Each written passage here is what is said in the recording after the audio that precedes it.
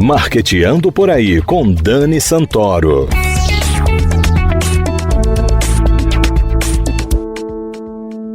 Bom dia, galera de marketing. Como vocês já sabem, uma vez por mês, fazemos o Marqueteando Social, um espaço que dá voz a instituições, projetos e pessoas que fazem a diferença na sociedade. E nesse mês, o nosso programa está entrevistando exclusivamente mulheres. No último dia 22 de março, comemoramos o Dia Mundial da Água. Mas, na verdade, será que podemos comemorar? Você sabia que 35 milhões de brasileiros não têm acesso à água potável e 104 milhões de pessoas, quase a metade da população brasileira, não tem acesso à coleta de esgoto? Pois é, apesar de no ano passado ter sido sancionado o Marco Legal do Saneamento Básico e isso ser considerado um grande avanço, o Brasil encontra-se numa situação muito difícil no que tange a esse assunto. E para conversarmos sobre o tema, convidamos a engenheira civil especialista em saneamento, Laura Petri. Laura, seja muito bem-vinda ao Marqueteando Social. Obrigada por conversar com a gente. Obrigada, Daniela. É um prazer estar aqui.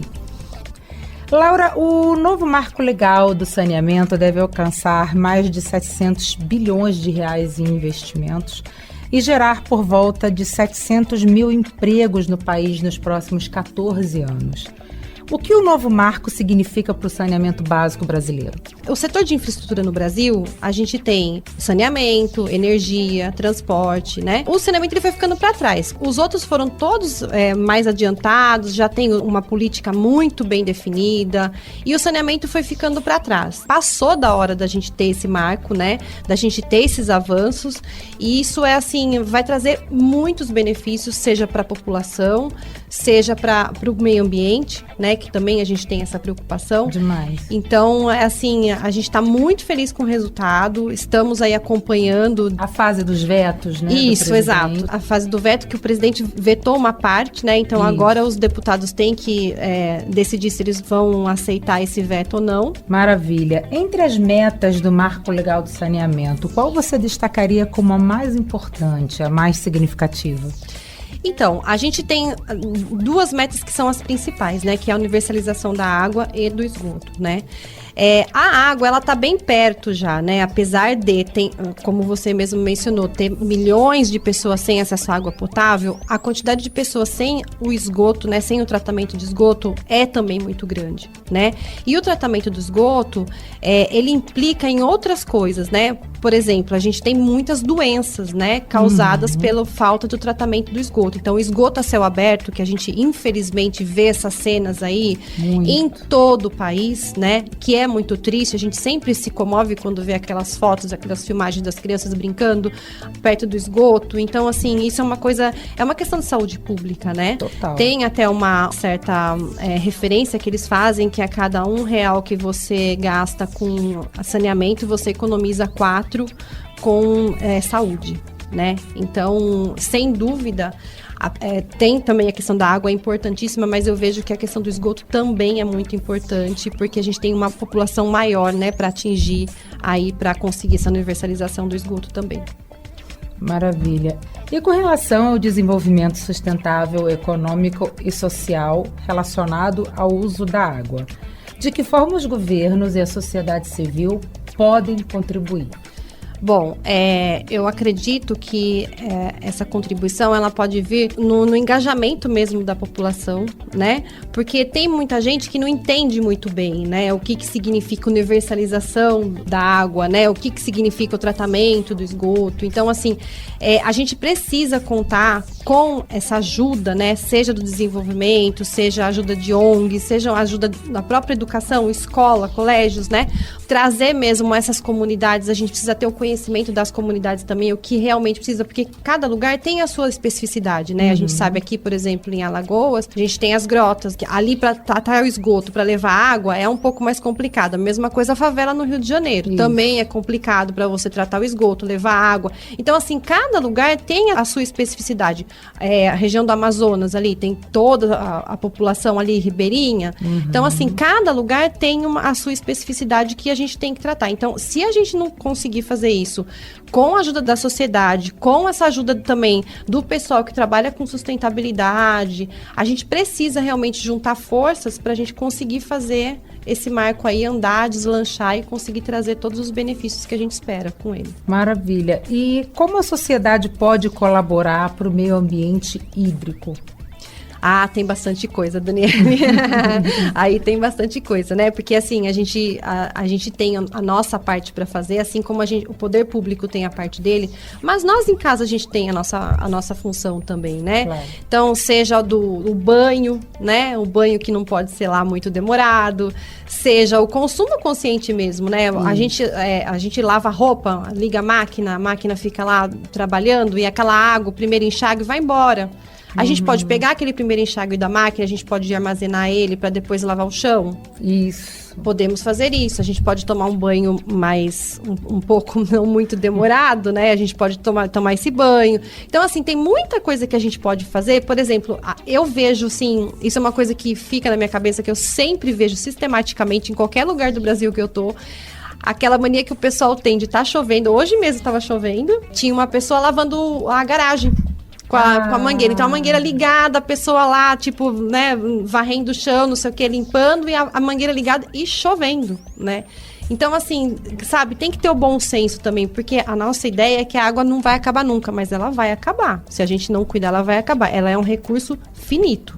Com certeza. E é importante a gente ter essa consciência e consertar aquela biquinha que está pingando, orientar o seu funcionário a utilizar melhor a água, utilizar os produtos de limpeza, porque também tem uma questão do consumo consciente e que envolve tudo, né, Laura? Envolve nosso comportamento de consumo. Quando a gente consome muito, a gente também acaba não contribuindo para a economia da água, porque os tecidos, o couro, eles exigem muita água, né, para serem produzidos. E você concorda que isso seja uma atitude que a sociedade pode ter para contribuir para o meio ambiente hídrico? Com certeza, com toda certeza. A gente, só para ilustrar, né, o que você comentou mesmo, se a gente pensar numa roupa, né, a roupa que hoje eu tô aqui, tô de calça jeans, tô de camiseta e tô com sapato. A minha camiseta de algodão, a gente gasta em torno de 2.500 litros de água para produzir essa camiseta de algodão. Nossa. Uma calça jeans, a gente gasta 11.000 litros de água para produzir uma calça jeans. E um sapato de couro, 17.000 litros para produzir o par de sapato de couro. Então, nessa conta aqui, a gente já foi uns 30.500 litros de água só para produzir essa roupa. Então, será que eu tenho necessidade de ter 10 calças jeans em casa, de ter 20 camisetas? Então, a gente também tem que pensar nisso, né? Porque não é só o uso da água que está aqui, né? Tem os resíduos também, né? Então, assim, é uma cadeia que se forma, né? Desde o uso da água para fazer essa produção até o resíduo depois que você vai descartar também para essa produção e esse uso desse sapato que seja. Então, realmente tá na hora da gente repensar, né, os nossos hábitos, né, repensar o nosso consumo. Foi um pouco exacerbado, né? A gente acaba consumindo muito, isso é cultural, né? Ele vem vindo esse consumismo, então é tudo mais descartável. Uhum. Antes você comprava uma geladeira, durava a vida inteira, hoje você compra, ela quebra, você vai lá e compra outra, e assim vai para tudo, né? Celular, computador. Então, assim, pensar, eu preciso comprar outra, eu preciso descartar essa, eu posso dar um outro uso para isso. Essa consciência, né, do meio ambiente em si, né, de você fazer parte de um todo. Você tá numa casa, você tá num lugar que você tá num lugar emprestado, né? Você tem que pensar assim, e o seu filho quando tiver a sua idade, ele vai ter acesso a tudo isso? O que eu tô deixando para ele, né? Isso é muito importante, é bom parar para pensar. E isso me dá até a deixa para a minha pergunta seguinte, que é assim, a educação ela tem uma contribuição muito importante para o meio ambiente. Você acredita que as novas gerações já fizeram esse mindset, são mais comprometidas com o uso da água, mais conscientes? Você acha que no futuro as gerações, né, elas estarão mais conscientes com relação a isso? Eu acredito que sim. Eu tenho feito muita palestra em escola, né? E você percebe, assim, o interesse das crianças. E é muito engraçado, porque eu tive a oportunidade, o ano retrasado, de fazer uma palestra dessa na escola do meu filho, na classe do meu filho, né? Então, a gente teve bastante feedback, né? Então, as mães lá do grupo entraram. Ai, meu filho agora... Meu marido vai lá lavar o carro, meu filho já fica de olho para ver se ele tá lavando com balde ou se ele tá lavando com a mangueira. Em casa não pode deixar isso. Então, as crianças se entendem como parte disso e elas vão atrás, sabe? E elas têm essa motivação aí de cuidar. E é de pequeno mesmo, né? Eu acho que a solução para quase tudo nessa vida é a educação.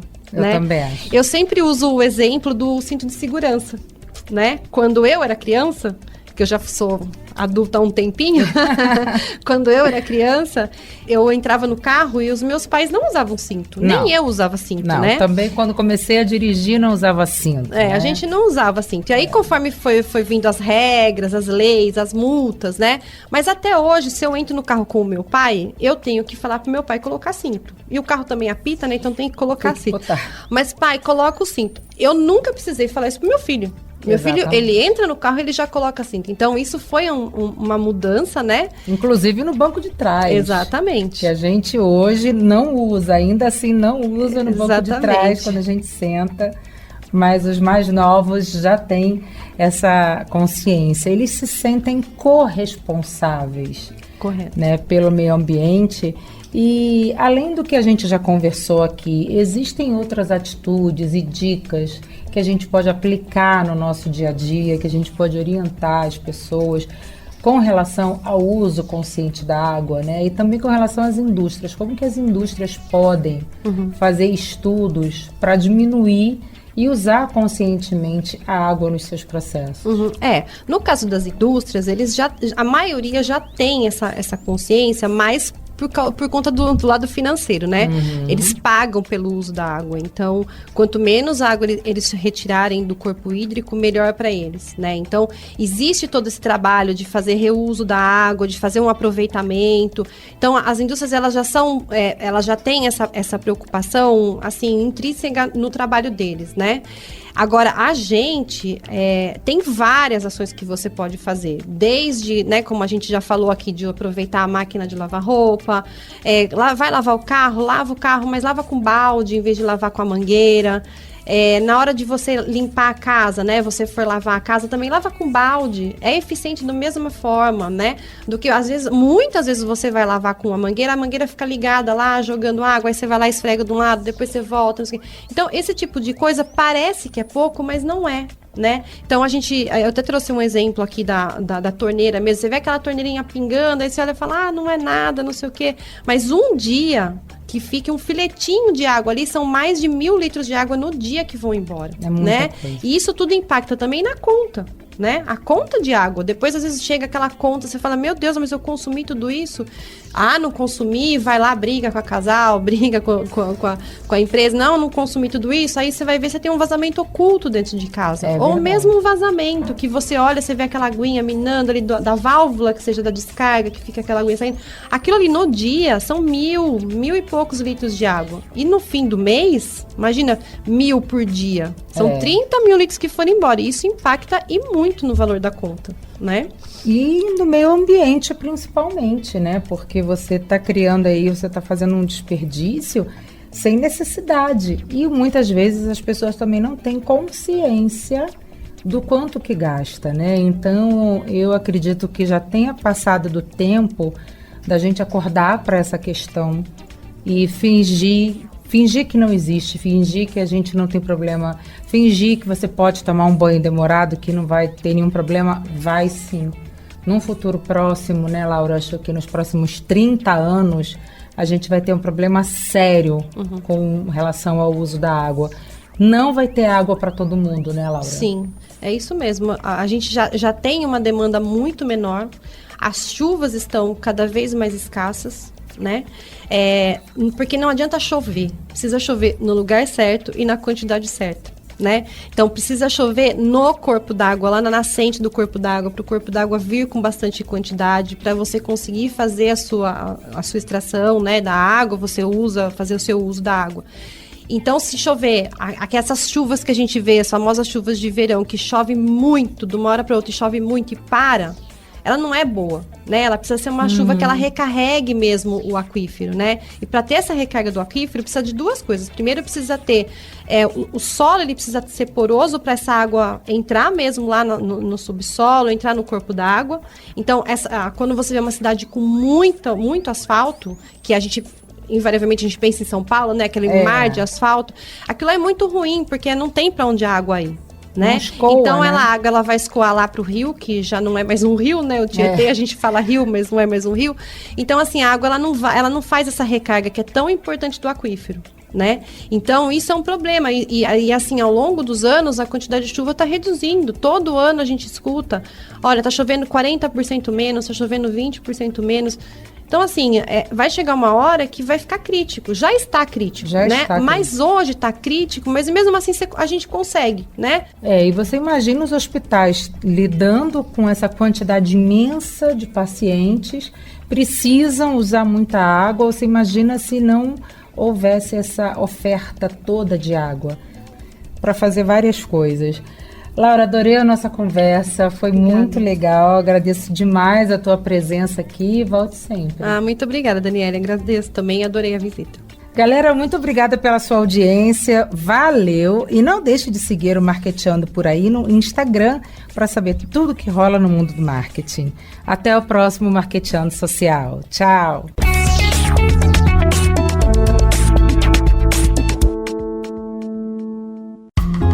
Quem é empreendedor já sabe que para fortalecer os negócios é preciso continuar cuidando das pessoas. Quem é cliente também precisa colaborar. Estabelecimentos limpos, mãos higienizadas e atendimento sempre de máscara são alguns dos cuidados. Para saber, acesse sebrae.com.br/cuidados e veja os protocolos de saúde para cada setor. Quando um cuida do outro, todo mundo ganha. Sebrae, a força do empreendedor brasileiro.